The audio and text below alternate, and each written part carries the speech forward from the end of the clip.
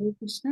तो सभी भक्तों का बहुत बहुत स्वागत है आज के हमारे इस कार्यक्रम में चेतो दर्पण मार्जनम। तो हम 4:30 बजे से अपनी चित्त की शुद्धि करना प्रारंभ कर देते हैं भगवान के नाम से। और तब जाके लास्ट में जो है भगवान की वाणी सुन के और इस सत्र को विराम करते हैं। इससे अच्छा सेटअप और कुछ नहीं हो सकता है ना। तो भगवान की असीम कृपा है, अनुकंपा है गुरु की, जिससे कि हम ये रेगुलरली कर पा रहे हैं। ठीक है। तो आज जो है हम लोग पढ़ेंगे श्लोक संख्या 30वें अध्याय का 8वां श्लोक। तो शुरुआत करते हैं प्रार्थनाओं के साथ। ओम नमो भगवते वासुदेवाय। ओम नमो भगवते वासुदेवाय। ओम नमो भगवते वासुदेवाय। ओम अज्ञानतिमिरान्धस्य ज्ञानाञ्जनशलाकया चक्षुरुन्मीलितं येन तस्मै श्रीगुरुवे नमः। नमः ओं विष्णुपादाय कृष्णपृष्ठाय भूतले श्रीमते भक्तिवेदान्त स्वामिन् इति नामिने। नमस्ते सारस्वते देवे गौरवाणी प्रचारिणे निर्विशेष शून्यवादी पाश्चात्य देशकारिणे। जय श्री कृष्णा चैतन्य प्रभु नित्यानंद श्री अद्वैत गदाधरा श्रीवासादि गौर भक्तवृंदा। हरे कृष्णा कृष्णा कृष्णा हरे हरे, हरे रामा राम राम हरे हरे। जगत गुरु श्रील प्रभुपाद की जय। भगवत वाणी भगवत गीता जी की जय। गुरु महाराज की जय। हरे कृष्णा। हरे कृष्णा माता जी, दंडवत प्रणाम। बहुत धन्यवाद, प्रणाम। हरे कृष्णा। तो पिछले हमने जो है, एक माता जी। हाँ, पिछले वाले श्लोक में हमने क्या डिस्कस किया था। 7वें वाले श्लोक में भगवान हमें कर्मेंद्रियों ज्ञानेंद्रियों के बारे में बता रहे थे और कह रहे थे कि किस तरीके से मन के द्वारा आपको अपने ज्ञानेंद्रियों पे कंट्रोल करना चाहिए, उसके विषयों पे कंट्रोल करना चाहिए। इसके बारे में उन्होंने हमें बताया। मन के द्वारा कर्मेंद्रियों को वश में करने का प्रयत्न करना चाहिए और बिना किसी आसक्ति के कर्म योग, यानी कि कर्म योग मतलब कृष्ण भावनामृत में प्रारंभ, मतलब उसमें जो है हमें प्रारंभ करता है। कर्म करने से ही हम किसी चीज में आरंभ कर पाते हैं, है ना। और यही सबसे अति उत्कृष्ट है, सबसे ऊंची अवस्था क्या है, भगवान के साथ अपने संबंध को बनाना। ठीक है। आज के श्लोक में भगवान क्या बताते हैं, चलिए श्लोक पढ़ते हैं। नियतं कुरु कर्म त्वं कर्म ज्यायो यः कर्मणः शारीरयात्रापि च तेना प्रसिद्धयेद कर्मणः। अपना नियत कर्म करो, क्योंकि कर्म न करने की अपेक्षा कर्म करना श्रेष्ठ है। कर्म के बिना तो शरीर निर्वाह भी नहीं हो सकता। तो क्यों भगवान ऐसा बोल रहे हैं यहाँ पे फिर से भगवान अर्जुन को। तो अर्जुन को इसलिए बोलते हैं क्योंकि अर्जुन ने पहले श्लोक में क्या प्रश्न किया था कि मुझे आप क्यों घोर जो है पाप में लगा रहे हैं। ये कर्म करा के बुद्धि योग बहुत अच्छा है, बुद्धि से जो है इंटेलिजेंस यूज करके कर्म ही नहीं करना चाहिए। क्यों? क्योंकि कर्म बंधनों में बन जाते हैं। तो उसकी वजह से भगवान जो है उनको बार बार समझाते हैं और ये सारी चीजें बता के फिर वो कहते हैं कि कर्म जो नहीं करता है उससे अच्छा है कि कर्म करना। जैसे कि हमने पिछले श्लोक में क्या उदाहरण शिला प्रभुपाद ने दिया था कि जो ढोंगी साधु होते हैं उनसे अच्छा क्या है जो झाड़ू लगा रहा है, एटलीस्ट वो अपना नियत कर्म कर रहा है, उसको जो प्रिस्क्राइब ड्यूटी जो दी गई है वो कर रहा है। तो आज का टॉपिक हमारा प्रिस्क्राइब ड्यूटीज के ऊपर आ जाता है। ठीक है। चलिए, तो अपना नियत कर्म करो। ठीक है। तो इसमें हमने जो है पिछले श्लोक में हमने गृहस्थ के बारे में भी सुना था, है ना, जो श्रेष्ठ है। और जो है झाड़ू लगाने के बारे में बात हो गई थी। और उसके बाद भगवान जो है, अब यहाँ पे हमने पिछले श्लोक में भी आपको बताया था कि अर्जुन को वो क्या कहते हैं कि अपने नियत कर्म जो हम करते हैं वो हमारा क्या है, वो ही हमारा रणभूमि है, वो ही हमारी युद्ध भूमि है। तो उसी युद्ध भूमि के कर्म की श्रेष्ठता एवं आवश्यकता का वर्णन जो है भगवान यहाँ पे बता रहे हैं। ठीक है। जो भी हम वर्ण में हैं, आश्रम में हैं, हम अपने कुरुक्षेत्र में हैं, युद्ध क्षेत्र में हैं, उसका जो है इम्पोर्टेंस क्या है हमारे जीवन में, वो हम भगवान यहाँ पे इनको बताते हैं। ठीक है। दो तरीके से उसको जो है अंतर समझा के बताते हैं। तो यहाँ पे है, तो हम पहले लेते हैं शिला प्रभुपाद का तात्पर्य, उसके बाद हम एक एक शब्द की व्याख्या करेंगे। यस।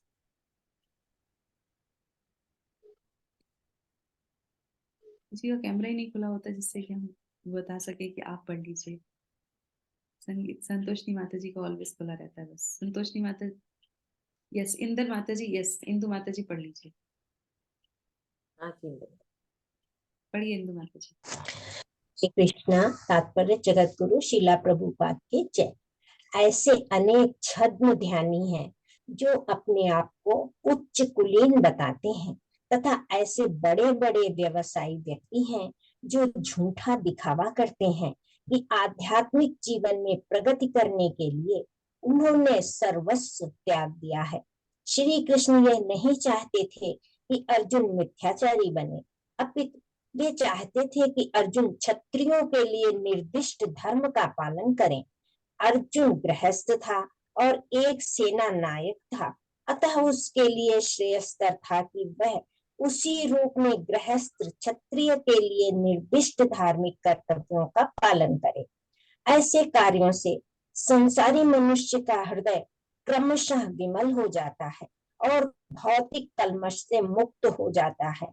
देह निर्वाह के लिए किए गए तथा कथित त्याग न संन्यास का अनुमोदन न तो भगवान करते हैं और न कोई धर्म शास्त्र ही। आखिर देह निर्वाह के लिए कुछ न कुछ करना होता है। भौतिकतावादी वासनाओं की शुद्धि के बिना कर्म का मनमाने ढंग से त्याग करना ठीक नहीं। इस जगत को प्रत्येक व्यक्ति निश्चय ही प्रकृति पर प्रभुत्व जताने के लिए अर्थात इंद्रिय तृप्ति के लिए मलिन प्रवृत्ति से ग्रस्त रहता है। ऐसी दूषित प्रवृत्तियों को शुद्ध करने की आवश्यकता है।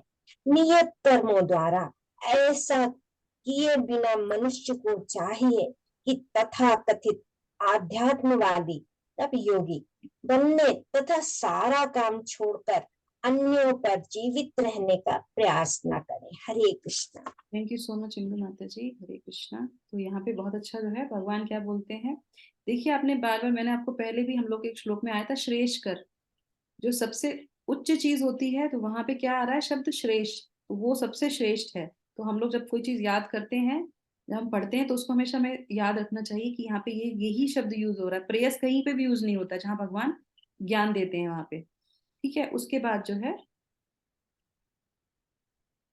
हाँ, हृदय, संसारी मनुष्य का हृदय भी क्रमशः विमल हो जाता है। तो जो भी भगवान प्रिस्क्राइब ड्यूटीज के बारे में हम बात करेंगे, चलिए एक एक लाइन को इसको जो है समझने का प्रयास करते हैं। श्रील प्रभुपाद ने बहुत अच्छे से जो है इसको हमें समझाया है। तो यहाँ पे सबसे पहले आता है नियतम कुरु कर्म त्वम। तो यहाँ पे है कि तुम अपना नियत कर्म करो। ठीक है, तो यहाँ पे था कि आप मुझे घोर युद्ध में क्यों रख रहे हैं, तो भगवान इसीलिए उनको जवाब देते हुए बोलते हैं, समझाते हैं कि कर्म करो, बिना कर्म किए तो वो, बिना कर्म किए तो तुम अपना जीवन भी निर्वाह नहीं कर सकते। और दूसरी बात क्या है कि तुम ये सोचना छोड़ दो कि वो घोर है कि वो सौम्य है, तुम तो अपना प्रिस्क्राइब ड्यूटी करो, दैट्स ऑल। तो वो चीज हमें समझ में आनी चाहिए। कभी कभी होता है ना कि हमें ही ऐसा क्यों काम करने को मिल रहा है। अरे, जो जैसा भी आपके अकाउंट में है वैसा आपको जो काम दिया गया वैसा ही करो। दूसरे को देख के कभी काम नहीं करना चाहिए। अपनी जो स्वधर्म होता है, जिस धर्म में हम आए हैं वैसा ही हमें धर्म करना चाहिए। जो हमारे साथ जैसी चीजें हैं, जैसा माहौल है, हमें वैसे ही अपना जीवन यापन करने के लिए जो हमें करना है वो करना ही है, उसको हमें नहीं छोड़ सकते हैं। वही चीज भगवान यहाँ पे हमको समझाने का प्रयास कर रहे हैं कि सब कुछ छोड़ छाड़ के और फिर जो है मंदिर में जाके बैठ जाओ, ऐसा नहीं बोलते भगवान कहीं पे भी। उसके लिए हम जो है, अब यहाँ पे जो है ये भगवान जो बोल रहे हैं नियम कर्म को जो समझाने को, तो इसमें जो है हमारी स्वभाव के अनुसार जो कर्म होता है, और वो पहले से ही निर्धारित होता है। हमारे स्वभाव के अनुसार जो कर्म होता है वो पहले से ही निर्धारित होता है ना। और उसके बाद उसी को क्या बोलते हैं, उसी को स्वधर्म बोलते हैं, जिस कर्म को करने के लिए भगवान यहाँ पे अर्जुन को शिक्षा दे रहे हैं। ठीक है, तो ये कैसे स्वभाव से होता है, इसके लिए हम आपको एक जो है उदाहरण प्रस्तुत करूंगी मैं।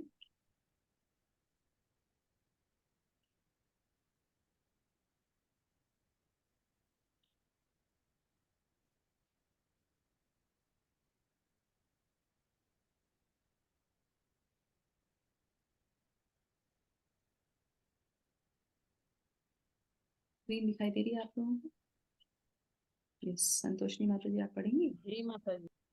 पढ़िए। यस माता जी। श्लोक को पढ़ूं क्या? 47 ना नहीं, अनुवाद पढ़ती हूँ। अनुवाद 18वें अध्याय का 47 श्लोक में भगवान क्या बताते हैं? किसी दूसरे का व्यवसाय स्वीकार करने और उसे पूर्णता से करने की तुलना में अपना स्वयं का व्यवसाय करना बेहतर है, भले ही कोई इसे अपूर्णता से कर सके। किसी की प्रकृति के अनुसार निर्धारित कर्तव्य कभी भी पाप पुण्य प्रतिक्रियाओं से प्रभावित नहीं होते हैं। हरे कृष्णा। तो भगवान यहाँ पे क्या बोलते हैं कि भगवत गीता में व्यक्ति का व्यवसायिक कर्तव्य निर्धारित है। जो भी हमारा कर्तव्य है वो पहले से ही निर्धारित है, पहले से ही फिक्स हो गए हैं। तो उसी के अनुसार, अपने स्वभाव के अनुसार हमें वो कार्य करना ही चाहिए।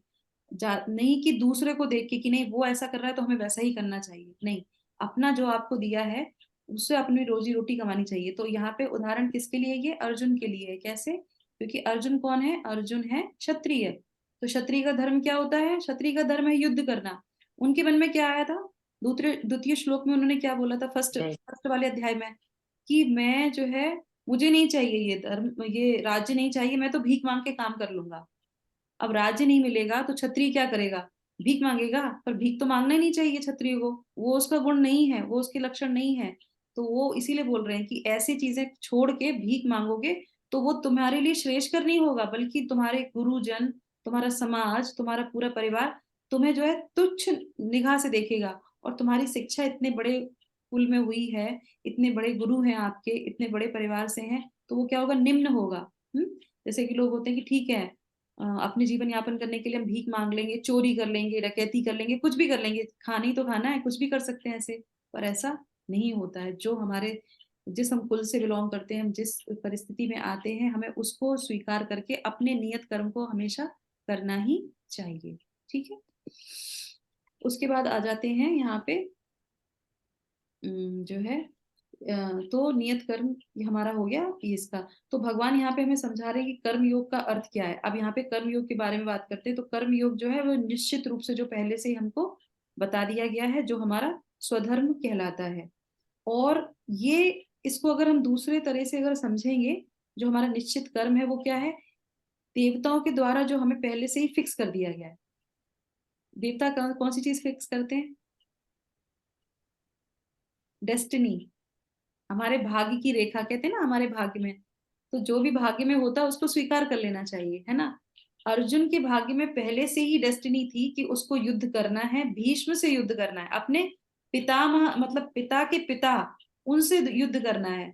और ये बात भीष्म को भी पता थी। अगर वो युद्ध नहीं करते तो फिर चीजें खराब हो जाती, क्योंकि पहले से ही फिक्स था। इसीलिए भगवान समझा रहे हैं ये पहले से ही फिक्स है तुम्हारे लिए, ये तुम्हें युद्ध करना ही करना है। क्योंकि तो वो अगर उस चीज को हम डिस्टर्ब करेंगे तो वो खराब हो जाएगी। ठीक है। तो इसीलिए यहाँ पे बता रहे हैं कि जो भाग्य में है उसको स्वीकार कीजिए, और उसके साथ साथ भगवान जो शिक्षाएं दे रहे हैं उसको साथ साथ उसको लेके चलिए। स्वधर्म को और नित्य धर्म को एक साथ लेके चलिए, चीजें आपकी जो है सुधर जाएंगी और आप उसको सरवाइव कर सकेंगे। हमें हमें जब परेशानी तभी होती है जब दूसरे के धन को, वैभव को देख के हम उसका प्रयास करना शुरू कर देते हैं। हम्म दूसरे को आध्यात्म में उन्नति करते हुए देख के हमें उसको फॉलो करना चाहिए, ना कि सांसारिक चीजों को देख के फॉलो करना चाहिए, क्योंकि वो कभी भी आपको तुष्ट नहीं करेंगे। अब दूसरा यहाँ पे क्या आ जाता है? दूसरा आ जाता है कर्म ज्यायो ह कर्मणः। कर्म करना कर्म न करने से श्रेष्ठ है। तो यहाँ पे भगवान क्या समझाते हैं? तो इसके लिए हम देखेंगे 2.50। कोई माता जी खोल के इसका अनुवाद पढ़ सकती हैं। श्लोक संख्या 2.50, दूसरे अध्याय का 50वां श्लोक।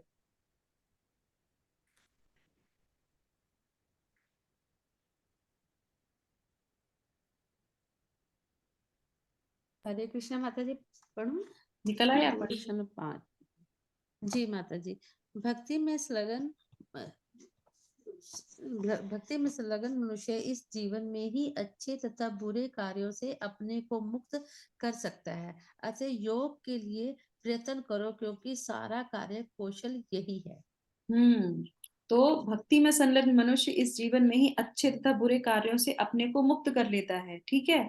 और अतः योग के लिए प्रयत्न करना चाहिए, क्योंकि सारा कार्य कौशल क्या है? यही है। और हम अपना कार्य कौशल कहाँ दिखाते हैं? भौतिक चीजों में, कि वो उसकी जॉब इतनी ऊंची है, उसको इतने पैसे मिलते हैं तो हमें वैसा ही काम करना, नहीं। भगवान भगवत गीता में क्या समझाते हैं कि कार्य कौशल वो है जो भक्ति में संलग्न होके आप उसके लिए प्रयत्न करते हैं, ना कि स्वधर्म जो आपको मिला है, जो भी आपको रोजी रोटी के लिए साधन दिया गया है आप उसको करो। और बहुत से आपने देखा होगा, अगर हम अपने जीवन में से ले लें, बहुत सी माताएं दूसरी माताओं को देख के अपने घर को छोड़ छाड़ के नौकरी करने लगती हैं, क्योंकि स्टेटस मेंटेन नहीं होता। करेक्ट? अरे नहीं, हमारे समाज में ये लोग कहते हैं कि तुम तो कुछ करते ही नहीं हो, तुम तो खाली बैठे हो, सब लोग नौकरी कर रहे हैं, तुम भी नौकरी करो, तुम्हारी पढ़ाई का क्या फायदा? पढ़ाई हमने इसलिए करी थी कि हम नौकरी ही करेंगे।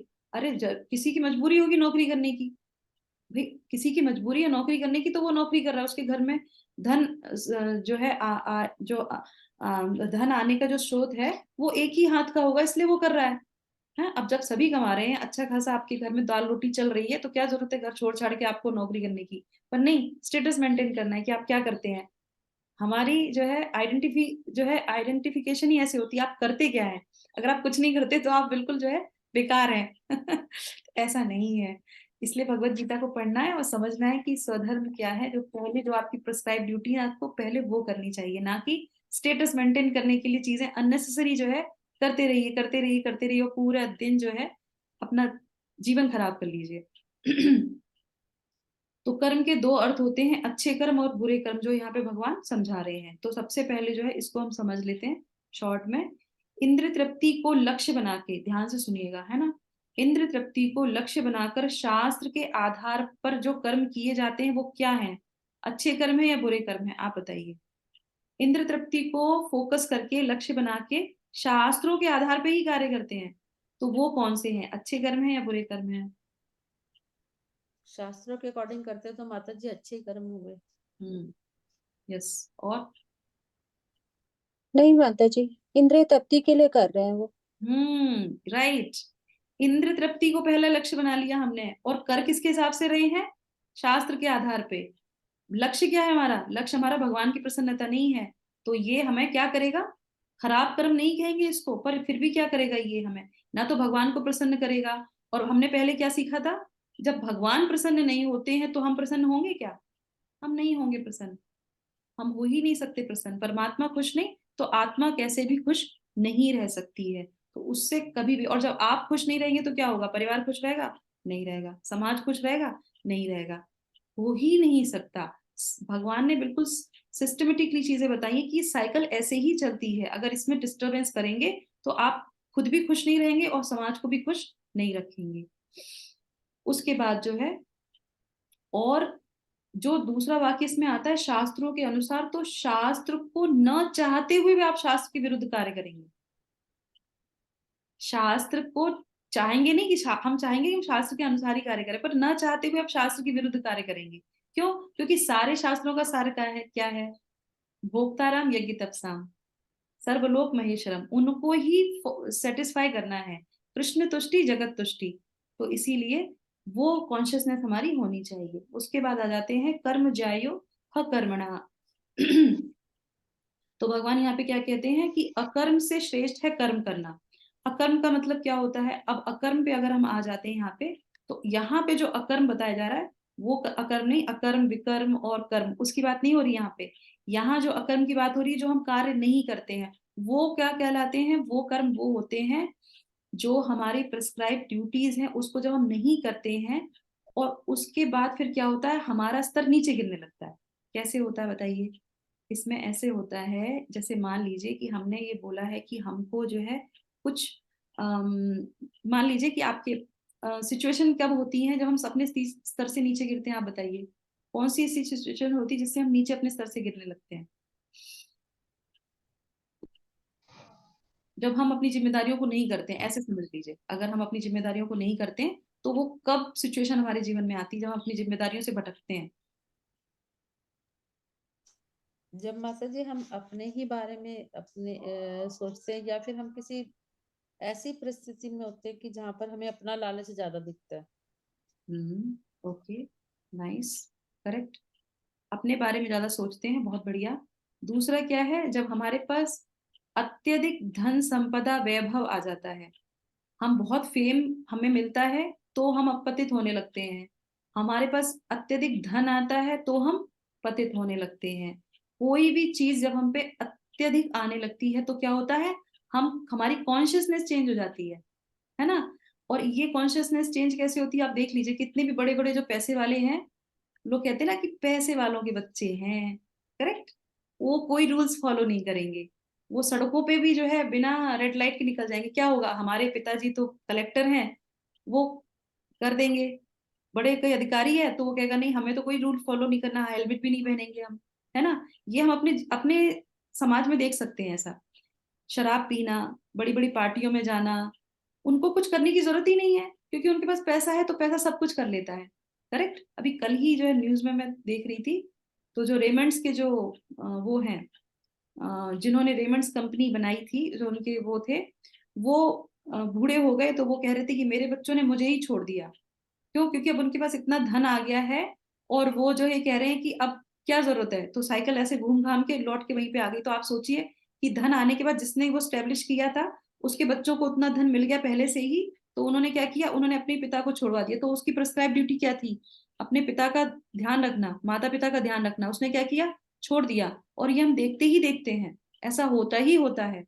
तो फिल्म स्टार हो गए, जो बड़े बड़े फिल्म स्टार होते हैं, कोई भी रूल रेगुलेशन फॉलो करते हैं? नहीं। ना कपड़े पहनने का ढंग, ना खाने का ढंग, कोई भी चीज उनकी ढंग की नहीं होती। और हम, हमारे वो कौन होते हैं, हमारे वो फेवरेट पर्सनैलिटी होते हैं, उनको देख के हम कपड़े पहनते हैं, उनको देख के हम समाज में घूमते हैं, वैसे ही हेयर स्टाइल करेंगे, वैसे ही सब कुछ करेंगे, सारे बच्चे उन्हीं को फॉलो करेंगे। तो हमें ये ध्यान रखना चाहिए, भगवत गीता में हमें शिक्षा दी जाती है कि जो अपनी जिम्मेदारी नहीं करता वो अकर्मी है। जिम्मेदारी नहीं निभाना, जो जिम्मेदारी है आपकी पिता की, पुत्र की, वो सारी जिम्मेदारियां आपको निभानी चाहिए। तो यहाँ पे अर्जुन भी जो है अपनी जिम्मेदारियों से पीछे हट रहे हैं, तो उसको भगवान क्या कह रहे हैं, वो अकर्मी है। और शास्त्रों में से बहुत सारे एग्जाम्पल है, ये तो मैंने बहुत ही एग्जाम्पल आपको दिया। आध्यात्म का अगर मैं आपको एग्जाम्पल दूं तो वो कौन सा होगा, बहुत अच्छा एग्जाम्पल है। अभी पिछले वाले मंथ में, जो हम लोग कार्तिक मंथ में थे, तो किसकी पूजा कर रहे थे, दामोदर भगवान की। दामोदर भगवान की। दामोदर भगवान ने किसका उद्धार किया था, मणि कुबेर। मणि कुबेर का, नल कुबेर और मणिग्रीव का, है ना। तो वो कौन थे, हाँ वो कौन थे, नारद कुबेर के पुत्र, कुबेर के पुत्र। थे। उनको श्राप मिला था, क्यों? क्योंकि वो कुबेर के पुत्र हैं, उन्हें कोई रूल्स रेगुलेशन फॉलो करने की जरूरत नहीं है। तो उन्होंने क्या किया, स्त्रियों का संग किया, अ, जो है वस्त्र नहीं धारण किए, और जो साधु था उसका अपमान किया। और आज भी तो यही हो रहा है, सेम यही चीजें हो रही हैं आजकल। ना बड़ों का सम्मान करना, वस्त्रों को कम पहनना, मादक सेवन करना, कुछ भी व्यवस्था नहीं करते हैं। तो भगवान क्या करते हैं, इसको तो दंड मिलता ही मिलता है, तो उनको भी दंड मिला। तो ये हम देख सकते हैं हमारे शास्त्रों के अनुसार कि उनको भी ऐसे ही दंड मिलता है। क्यों? क्योंकि उनका इतना अभिमान हो गया था कि हम जो है कुबेर के पुत्र हैं, तो हमें किसी भी रूल्स रेगुलेशन की फॉलो करने की आवश्यकता नहीं है। तो इस तरीके से हमें समझ में ये आता है। उसके बाद आ जाते हैं, अब आ जाते हैं नल कुबेर के हो गया। अब ये बात आ जाते हैं कि अगर हम अपनी जिम्मेदारी जब पूरी नहीं करते हैं, तो इसके एक हमारे शास्त्रों में हमें बताया जाता है कि जो हमारा ये मन है, ये किसकी तरीके से है, ये जो है प्रेत की तरीके से है। प्रेत क्या करता है, प्रेत भी जो है कोई रूल्स और रेगुलेशन फॉलो नहीं करता। हमारा मन भी जो है प्रेत की तरह क्या होता है, भटकता रहता है। तो एक आपने शब्द सुना होगा, खाली समय नहीं, खाली दिमाग शैतान का दिमाग, है ना। खाली समय में जब आप होते हैं तो आपका दिमाग क्या होता है, शैतान की तरह कार्य करता है। क्यों बोलते हैं, पहले के पूर्वज जो थे वो जो है मूर्ख नहीं थे, वो बिल्कुल सही थे। वो ऐसे ही बोलते थे कि खाली बैठोगे तो कुछ उल जलूल कार्य करोगे। तो सबसे अच्छा क्या है, जब भी समय मिले अपना नित्य कर्म कीजिए, स्वधर्म स्वधर्म कीजिए, जो आपकी प्रिस्क्राइब ड्यूटी वो कीजिए। और जैसे ही आपको विराम मिले तो क्या कीजिए, शास्त्र को पढ़िए, हरि नाम लीजिए, मंदिर जाइए।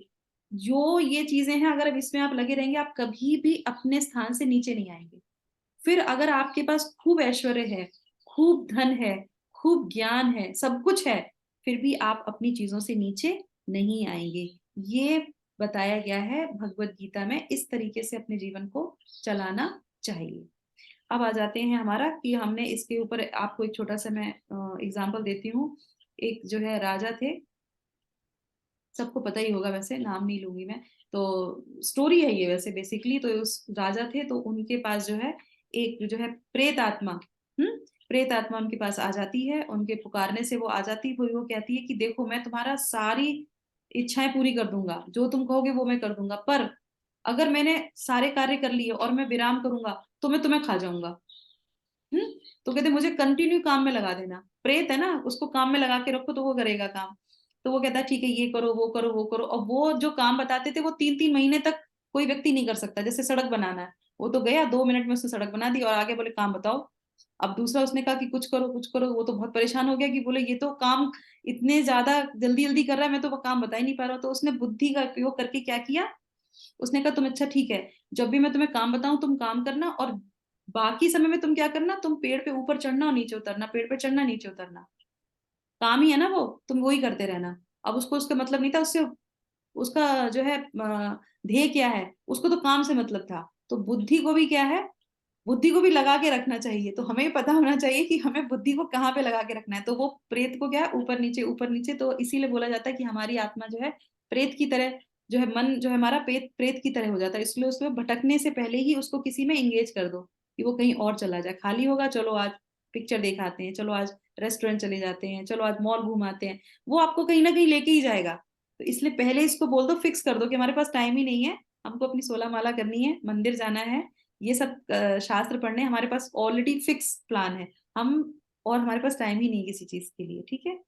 तो इसके बाद जो है लास्ट में एक लाइन में आता है, शरीर यात्रापि चते प्रसिद्ध ये दर द कर्मणः, कर्म न करने से तुम्हारे शरीर की यात्रा भी अच्छी तरीके से पूरी नहीं होगी। जो भगवान यहाँ पे उनको समझाते हैं। शरीर की यात्रा का मतलब क्या है, शरीर की यात्रा का मतलब होता है जीवन निर्वाह करने के लिए जो युद्ध आवश्यक है वो करना ही पड़ेगा।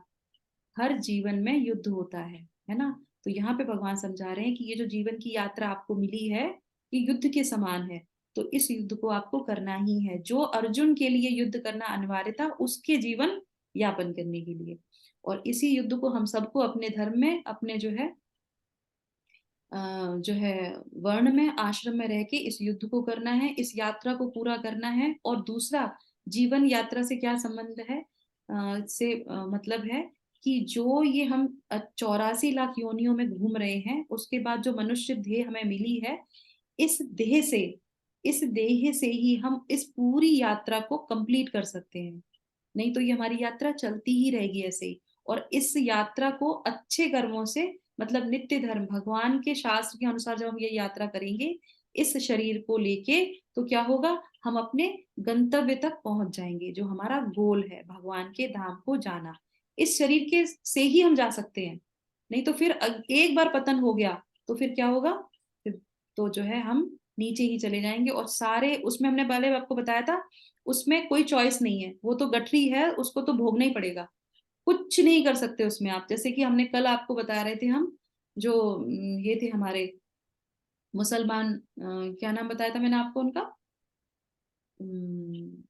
जो 20 कंठी धारण करते थे, हाँ, रसूख रस का खान, ऐसे कुछ। रस खान, रस खान जी। तो रस खान जब वो ये बोलते हैं कि अगर मेरे बस में नहीं है, तो उसमें वो पोयम में ये भी लिखते हैं कि मेरे बस में नहीं है अगर मैं पशु योनि में आ जाऊं, क्योंकि उसमें मेरा वश नहीं है। मनुष्य में वो कहते हैं कि वश में है, पर जैसे ही वो नीचे आते हैं तो वो कहते हैं उसमें मेरा वश नहीं है, तो मुझे ऐसा बना देना आप, है ना। तो इसीलिए वो प्रार्थना करते हैं कि उसमें हमारा बस नहीं चलता, पर हाँ इस शरीर के साथ जो है हम कर सकते हैं। और जहां पे भी हम अपनी ये आध्यात्मिक यात्रा को विराम करेंगे, भगवान की कृपा से, क्योंकि भगवान भगवत गीता में कहते हैं कि जो भी भगवत गीता को पढ़ता है, जो भी हरि नाम को लेता है, वो जो है पशु योनि में नहीं जाता, पशु योनि में नहीं जाएगा, वो मनुष्य धर्म तो उसको मिलेगा ही मिलेगा।